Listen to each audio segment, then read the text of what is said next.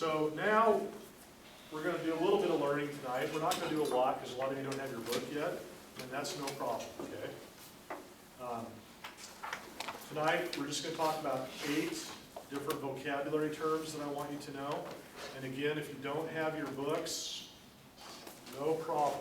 These are 8 vocabulary terms that we're going to be using throughout the whole course over the next several weeks. And so if you don't get it all tonight, you don't have the blue book, it's not a problem. So just to show you something a little bit about how the blue book is set up. So if you look on page 2, for example, I'm a big vocabulary word person, and most lawyers are. A lot of what we do in law deals with the definition of a term or a phrase. And a lot of what you do in law school is you learn what all these different terms are. Some of them are in Latin, and you need to know what the term means, what the definition is, and then how you apply it. So in this class, for most of the different sections that we have, like the first section is dealing with sources of law and the type of law we have, I try to give you vocabulary words, and the idea is these are words I'll be talking about in class, and essentially I want you to have a general knowledge of what they mean. So like if you're looking at this page and I said, okay, what is a civil law? You would be able to say in like 1 or 2 sentences what that means. So in your own mind, when you're studying, go through there and you should be able to say, okay, I know what that word means in like 1 or 2 sentences. If you don't, then you need to go look it up and study it. And that's kind of how my mind works, and it's true with a lot of disciplines, economics and sociology and everything else, where they got these vocabulary words. And so that's really the level of knowledge I want you guys to have. Those are sometimes test questions I ask, like, what does jurisprudence mean? Study of law. And so if you know what that means, that's the answer. So these are like vocabulary pages. The other types of pages I have are what I call list pages, like page 3, and this is where we're going to start tonight. These are pages, like I said earlier, that I will be using when I write the test to do fill-in-the-blank questions. And I will tell you which ones you want to focus on as we work our way through. So page 3, categories and classifications of law. You see right here, that's 85%. Remember I told you I had bad handwriting? There's proof. 85% that's probably going to be a fill-in-the-blank question. And usually I have you list 4 off the page. So basically the question will be something like, list 4 categories or classifications of law. And then I'll give you 4 blanks, and you fill them in. That's why we call it fill-in-the-blank. Right? Not leave it blank, fill it in. Well, before I forget, let me talk about that. So in my class, on the midterm and the final, I have these fill-in-the-blank questions. It's really important that you give me an answer. If you leave it blank, you get 0 points. I give partial credit. So if you write an answer down that's not exactly correct, but it's sort of correct or close, I'll give you partial credit. Maybe I'll give you half a point or a third of a point. If it's like totally wrong, but you make me laugh, I'll give you 1/10 of a point, just because you made me smile, right? The key is don't leave it blank, because then you get no points. And the students that don't do well are the ones that leave it blank. And again, I'm going to tell you ahead of time which ones you want to focus on. So you still got to memorize them, but at least you'll know what you want to focus on. All right, so let's get to this page. Remember I said we're 8 terms that I want you to know tonight. So to begin with, let's talk about the background on this page. Categories and classifications of law. So I'm going to start with this question for you. How many laws do we have in the United States? Any guesses? 1? No, you have more. I don't know. I've tried to find the answer to that question, and I've never been able to find it. I mean, I'll give you some idea of the scope of what I'm talking about. I think it was 2014. It was New Year's Eve. I was watching the news, and they said 40,000 new laws were going to go into effect January 1 of 2015. 40,000. This was nationwide. Right? Wow. So when we talk about how many laws do we have, every state, get federal, we have all these different types of laws. I don't have any idea, but hundreds of thousands, if not a million or more laws that we have. I mean, we got lots of law now. We have more law probably than we need. And so this can be a problem because you don't always know, right, what's the answer. And this is part of what I have to do as an attorney is figure out, okay, somebody calls me and say, hey, is this legal for me to do? And they want an answer from me. Usually my answer is, well, it depends. It's always a good answer, maybe. But I got to figure out, how do I go look up and figure out if something's legal or not? So to be able to do that, we have to break down, let's say it's a million laws. We have to break them down and compartmentalize them so we can narrow down the scope of what we're doing. And so that's what we're talking about as a very basic thing tonight. So we're going to start breaking down law into very basic categories. I got to get my scratch paper here. So, let's say we have, I'm just going to say 1 million laws, all right? 1 million. So now we got to break them down. So the first way we're going to break them down is into two very broad categories. Criminal law, CR, and civil law, CV. So those are the first two terms we have here. Civil law, down here, criminal law, are two very broad categories. Now there is some overlap here, but for the most part, these laws are different from each other. They have different procedures and how you go about doing things, different rules that apply. Under the Constitution, that you have different rights depending if you're charged with a crime or if you're sued in civil court. So we break these laws down into these two broad types. And I want you to know the difference, and I want you to be able to tell me, is it a criminal law or is it a civil law, right? Criminal or civil. So really simple. The way that we determine if a law is criminal or civil, basically, is there jail time involved? If there is the possibility that you might go to jail if you violate the law, then it's a criminal law. If not, it's civil. All right? So that's our measuring. If you violate the law, is there the possibility that you could go to jail, then it's criminal. Now, it doesn't mean you will go to jail. Like, for example, if I went down to 7-Eleven and I stole a 6-pack of Dr. Pepper, I have no criminal record. It's a low-dollar crime. That's a theft. It's theft third degree, which is a misdemeanor. 30 days maximum jail time under Oregon law. But I'm not going to go to jail for that. I'd be put on probation by the court. But there's the possibility of 30 days in jail. So it's still a criminal law. Right? So that's what I want you. Take this million laws, we break them down into two broad categories, criminal and civil. All right? That's our starting point. How do you tell the difference? Jail time. Is there jail time involved? Criminal. If not, it's civil. Now, just so you know, I won't test you on this, but under criminal law, we have further classifications. We have felony, which is a higher level crime, and we have misdemeanors, which is a lower level crime. Typically, the way that you tell the difference is the amount of jail time. If it's 1 year or less, we call that a misdemeanor.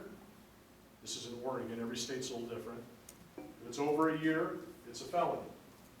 I won't test you on that. Don't worry about that. I just want you to know for the real world. And then from there, we break it down into various levels like Class A felony, B, C, D, Class A misdemeanor, Class B, on down the line. And I won't test you on any of that. All I want you to know, real simple, criminal law, jail time. Civil law, no jail time. Simple. Right? Now, within that, within civil law, we have a number of other classifications. And for tonight, don't worry about all these different ones. Don't worry, you don't need to know any of that tonight. Criminal, civil is all I want you to know tonight. But just to give you a heads up of where we're going in this class. So in civil law, we have a number of subclassifications. So like, for example, we have what's called tort law, T-O-R-T. Tort is a French word that refers to a wrongful act. So this could be done intentionally, like I walk up to you and I punch you in the face because I don't like you. That's a battery. It's also a crime, by the way. But you could sue me then in civil court because I injured you, personal injury. We'll be talking about the various different types of torts in about 3 or 4 weeks, so we'll get into detail then. So for tonight, don't worry about it. But just so you know, that falls under civil law. We have contract law, which we'll talk about after the midterm. Contract law is the law of legally binding agreements, enforceable in court as a civil matter. And we'll get into that in detail after the midterm. But that falls under civil law. In other words, no jail time, right? Negligence is a type of tort. We'll talk about that. That will be on the midterm. And negligence is one of the most common reasons that you might get sued in the real world. Negligence is basically an unintentional wrongful act. You did something wrong, you hurt somebody, you damaged their property, you didn't mean to, you would call it an accident, but we call it negligence. That is, you caused harm to someone or their property, and therefore you have a duty to pay for it. And we'll get into detail on that later on, but that's like automobile accidents, classic negligence. You didn't mean to run into somebody, but you did because you weren't paying attention, right? And we'll talk about strict liability later on too. That's another type of a tort, civil law. Family law, dissolution of marriage, aka divorce, custody, parenting time, spousal support, adoption, all that type of stuff, all falls into the civil court system. Probate, which we'll talk about at the end of the term. I do a lot of probate myself, but probate's where somebody dies and you go to court afterwards to administer their estate, make sure that their will, if they have one, is followed, their assets are distributed properly, the taxes are paid, and the judge will oversee that as part of that process. And we'll talk about that the last day of the term, basically. Real estate law, civil enforcement. Let me talk about that for a minute. Just real quickly, civil enforcement, when I use that term, primarily what I'm referring to is when you violate, usually it's called an administrative rule, and don't worry tonight, you don't need to know what that is. But this is typically going to be called a regulation. Like in business, we have all kinds of regulations. Payroll taxes. You have, well, my wife's a dentist, so she has regulations she has to follow on how she sanitizes her equipment. Licensing standards. If you run a restaurant, you have standards for how you keep your food cold, separate meats from vegetables, how hot you have to cook things. All that kind of stuff, right? If you run a gasoline, a fuel station, you've got all kinds of regulations on how you store the fuel and the pumps and all that kind of stuff. If you violate those regulations, you're subject to a fine. And it could be it could be millions of dollars depending on what it is. Now, that is enforced by a government agency. Monetary fine, typically no jail time, so it's a civil enforcement. And this is becoming very common in the business environment, where we see more and more regulations that tell you what you have to do in business. And we'll talk more about that later on, next week primarily. Traffic violations fall under civil for the most part. Like if you get a speeding ticket, typically that's not going to be a crime. Even though it's enforced by a police officer, it's a monetary fine only, unless it's like reckless driving or something, driving under the influence. Those are crimes. How do you tell the difference? Jail time, right? So most traffic violations, like if I run through a stop sign, it's a monetary fine, but no jail, right? So that's a civil violation. And then basically anything that's not criminal is civil. That's what I want you to know. Tonight, simple. Criminal, civil. How do you tell the difference? Jail time. If you know that much tonight, you're good. That's all you need to know tonight on that part. All right, let's move on to the next two words. Remember, there are 8. That's 2 of them. The rest of them will go a little bit quicker. The next two, remember what we're doing is we're breaking laws down into categories. So far, criminal, civil. The next two categories, substantive, substance, procedural law, procedure. Substance, procedure. So here's what's going on. 1 million laws, more or less. We're now going to break them down into further categories. Procedure, substance.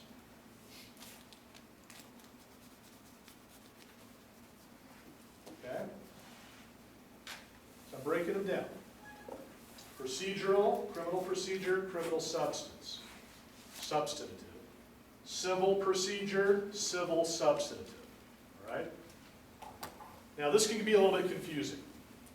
And tonight, don't worry if you don't get this, if it's confusing to you when you leave, no worries. I'm going to be giving you examples of these throughout the term.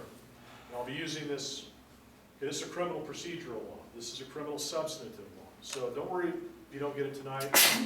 Gesundheit. I just want you to know the basics, all right? So, first of all, let's start with procedural law, because it's a little bit easier to understand. A procedural law is a law that basically will tell you what steps you've got to go through to do something legally. What are the proper procedures that have to be followed in order to take a legal action? And again, we have both criminal and civil.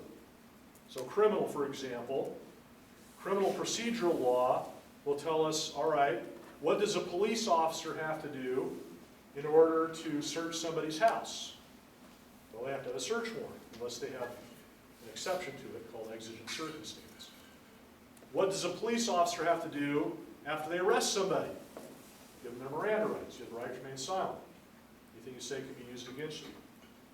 You have the right to an attorney. If you cannot afford one, one will be appointed for you. Those are procedures. If you're charged with a crime, you have a right to a jury trial. Misdemeanor, 6 people, 12 people on a felony. You have a right to confront witnesses in court. There are a whole bunch of procedures that have to be followed. A police officer has to go through, if they collect evidence, they have to put it in an evidence bag and catalog it. There's just a whole bunch of them. So, if those procedures are not followed properly, then the criminal case either gets thrown out by a judge or your conviction gets overturned, or the evidence can't be used. So procedures are what have to be followed to do something legally. That's criminal. Now again, we have civil procedure. So an example of that, landlord-tenant law, perfect example. Let's say you rent an apartment from me. I'm your landlord. I want to throw you out of the apartment. I want to evict you. Well, I've got to give you proper notice. I have to have a reason in some cases. Maybe you didn't pay your rent, so I give you 3-day notice. Maybe I just want to have you move out. You have to live there for a year, month to month. I've got to give you 30-day notice. We have a multi-year contract. I may have to give you 60-day or even longer notice. That will just depend. So I've got to follow those procedures. If I don't give you proper notice, and I go to court to have you evicted, the judge is going to throw it out and give you attorney fees against me for wrongful eviction. So those are procedures that I have to follow. So we have criminal procedure, civil procedure. Real basic, what steps have to be followed. That's all you need to know tonight. All right. Now, a little bit more difficult to understand, at least for tonight. It'll be clear as we work our way through. Substantive law. Substantive law is a law that will give you a definition or an amount, like a dollar amount, or an age, or a speed limit, things like that. So for example, substantive law. Speed limit on Interstate 5, in this part, is 65 miles per hour. That's a substantive law. It's telling us what the speed limit is. Now, procedural law would come into play if I got pulled over by a police officer for speeding. The substance says 65 miles an hour, so that's substantive. Another type of substantive law, a definition, or an age, like you have to be 21 to buy beer legally. That tells me the age. It's not a procedure, it's like a definition or an amount. Another example of a substantive law would be the interest rate in a contract. I got to borrow money from you at an 8% interest rate. So that would be the substance of the contract. If you don't pay me, and I go to court, then it would be procedural. I will give you examples of substantive law throughout the term, okay? Especially when we get to tort law, the definitions of the various torts, and I'll remind you of that again. So for tonight, I just want you to know those two basic types, criminal procedure, criminal substantive, and civil pro, called civ pro, and civ substantive. If you go to law school, there's actually a whole, at least year-long class on crim pro, criminal procedure, and a whole year-long class on civ pro. They're really exciting. This also deals with court rules. We have lots of court rules that we have to follow as lawyers when we file stuff with the court, both criminal and civil, and those are all procedural rules. I mean, literally, it's like what type of type you have to use. Is it 12-point or 14-point font, or sometimes 16-point? You got to have the right color cover on your briefs. It's very, very detailed. If you don't follow it, you got a problem. All right. So those are 4. Next 2. Public law, private law. Okay, I don't spend a lot of time on these two because the United States are not quite as important or relevant as they are outside the U.S. But just real basically, a public law is a law that applies to essentially the public at large. Typically, it's going to be a law that is created by a government. The legislature, administrative agency, or whatever. So criminal law, for example. Criminal law applies to everybody. It's a public law. It's passed by the legislature, and it applies to everyone. Public law also refers to how government is organized and the structure of government. And we call that constitutional law. That's another definition of public law. Private law, a little bit harder to understand. Private law is the law that deals with interaction between people. And that may be different from the public at large. The best example I can give you of a private law is a contract. So for example, let's say I'm going to hire you to be my manager at my business. Maybe it's a restaurant, okay? So I hire you to manage my restaurant. 3-year contract, it's all in writing, nice big formal contract. And in that contract, it says that you will not disclose my secret recipe for barbecue ribs. Right? That's an agreement between the two of us. So if you go out and disclose that, I can sue you. Now, essentially that creates a law between the two of us. Now, if somebody reverse engineers my barbecue sauce and figures out how I did it, and they put it on the internet, but we don't have a contract, hey, that's fair game, right? But if you do it, we have a contract with each other. So I could sue you for disclosing my secret recipe. Yeah? What, like a non-compete? Yes. Like Exactly. Non-compete's a great example. So what that does is a contract basically creates a law between the two of us, privately. It's enforceable in court. Now, in Oregon, non-competes may or may not be enforceable. There's a bunch of rules. But yeah, that's a great example, non-compete agreement, or non-disclosure agreement, or non-solicitation agreement, yeah. All right, now, again, United States, I don't really get hung up on this. The reason why it matters outside the United States more is because, like in some continental European countries, when you file a lawsuit, you have to file it. Some courts can only handle public law, like in the EU, and some courts can only handle private law. In the United States, our courts basically can do both, so it's not as important. But I just throw it out there so, again, you know. All right, that's 6. Remember I told you how many? 8. You guys are counting. Last two. Next page over, page 4. All right, the next two terms I want you to know. Federal, state law. Federal law, state law. We're going to be talking about this over and over and over again in this class. Next week, we're going to spend almost the whole class session on this one page. You guys can't wait, right? That's why it's 100%. This is a very important page. But for tonight, remember what we're doing? We're breaking laws down into criminal, or crim civ, etc. Breaking our million laws down. This is our next category. Federal and state. Federal and state, criminal and civil. All right? So, to begin with, let's talk about the difference, what I mean by that. So we are a federal form of government, a federal republic form of government. So we know what that means, like in just plain English. What does a federal government mean, basically? Any ideas?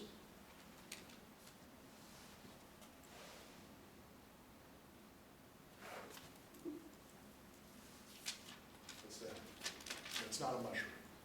It's an umbrella. Thank you. That should be an art major, right?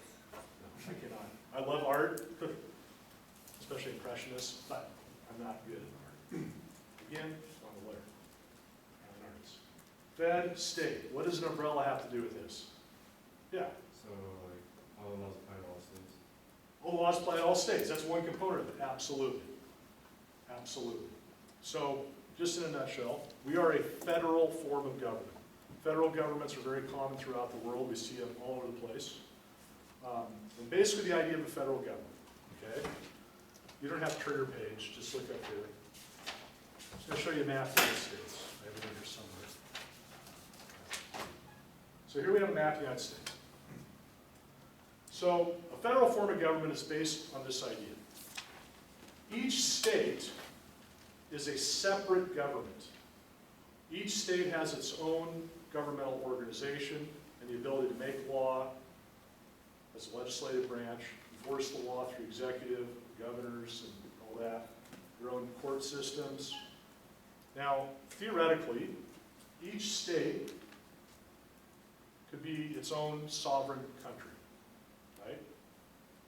But the idea of a federal government is that you take some of the powers that a sovereign country would have, and you take those and you transfer them to a higher level government, the umbrella. And you give that federal government the authority to do certain things that collectively will make it either more efficient or more powerful or whatever. And so, for example, each state theoretically could be its own country. I mean, size-wise, like Alaska is like the size of France and Germany and Spain, basically continental Europe combined. In Oregon, we're about the size of Germany. So not just in square miles, but theoretically, we could be our own countries. But through the agreement of the states, they have agreed to give up some of the powers they otherwise would have and transfer those to the United States of America. United States, that's your hint. And the idea is, like for example, the ability to have currency, money, the US dollar. Well, it's more efficient, rather than each state having its own currency, that will be transferred to a federal umbrella government. And that federal government will have authority over all of the states, like the umbrella. That's the idea. So the dollar, that's one area. A state cannot have its own currency under the US Constitution. Let's say we could have our own currency in Oregon. What would we call it? How about the Oro? Right? Oregon, Oro's gold, kind of like the euro. We have the dollar, okay? That's the idea. That's also why they put the euro together in the European Union. It's just more efficient. I mean, if each state had its own currency, we'd have exchange rates, and I guess we'd all have to go to Bitcoin, right? Wouldn't work. What else? Military, right? More efficient to have a military under the federal system, and each state have its own individual militaries. Now we have National Guard, but that still falls under the feds at some level. So the idea there is we'll transfer that. Another area, international relations, import and export laws. We don't want to have different import and export laws from within each different state because the states end up competing with each other. We transfer that to the federal government. And there are a whole bunch of them. Okay, we'll go through those later.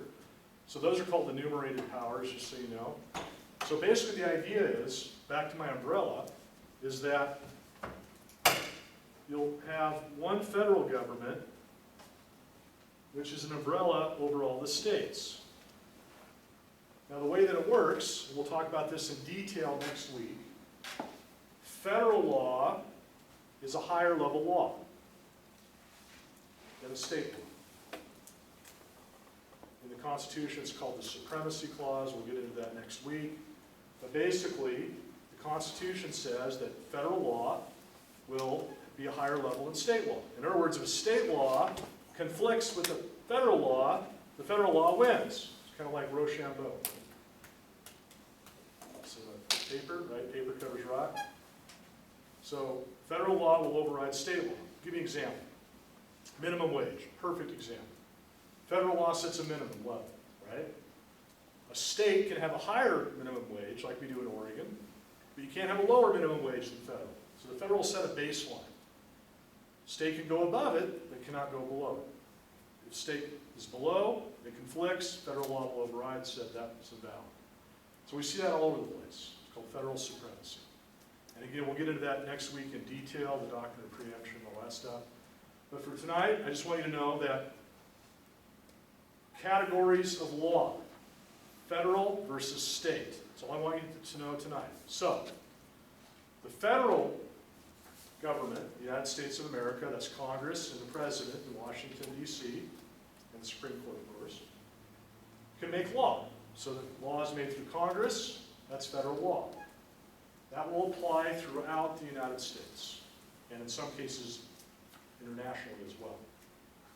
Now, each state also has their own ability to make law. So we have the Oregon legislature, California legislature. Every state has a legislature. They can make their own law. We also have, if we go back to page 4, so I say federal law and state law. Within state law, we also have county, like we're in Polk County. Cities, Monmouth, Independence can make their own laws called city code and ordinances. We have districts like TriMet up in Portland that does all the public transportation and the zoning law in the Portland area for the 3 counties. So we have like water conservation districts, we have all sorts of different little districts and stuff. That all falls under state law. So in essence, when we look at my chart here of the million laws, we have federal law, we have one federal system, and we have 50 states. So we have federal criminal law, federal criminal procedure, federal criminal substantive. State criminal laws, times 50 for each state. Civil, one federal, 50 states. It's actually more than that if you count territories like Guam and Puerto Rico, and then all the other little sub-jurisdictions we get into. It gets messy, right? So in essence, if you want to kind of think it this way, we have 51 legal systems in the United States. We actually have more than that in a way, but 51 different sovereign type systems, all right? So that's the basic idea of the federal government. It's like the umbrella that covers the states. Now, we're going to talk about that again in more detail next week, and we're going to go through the various different federal laws that we have, and the various different types of state law that we have. We'll get into that next week, and we'll talk about who makes them, which branch of government creates them, and all that kind of stuff in a little bit more detail. I don't want to get into that tonight because I really want you guys to have your book next week for that. But for tonight, real simple, okay? 8 terms. Civil criminal, got it? Jail time, right? Procedural substantive, kind of got it. What steps you go through versus a definition. Public-private, public law applies to everyone, private law like a contract, and then federal law, state law. Those are our 8 terms. Pretty straightforward, right? Now again, for purposes of the midterm, page 3.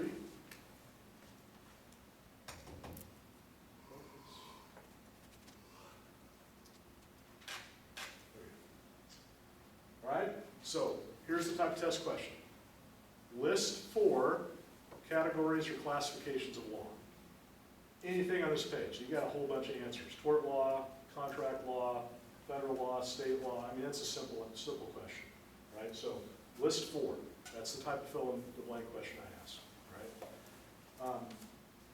All right, so we're going to break there for tonight, and we will see you all next week. So go forth, and if anybody has an ad form, bring it up and I can sign it, or a drop form for that matter, for state class. And we'll see you next week.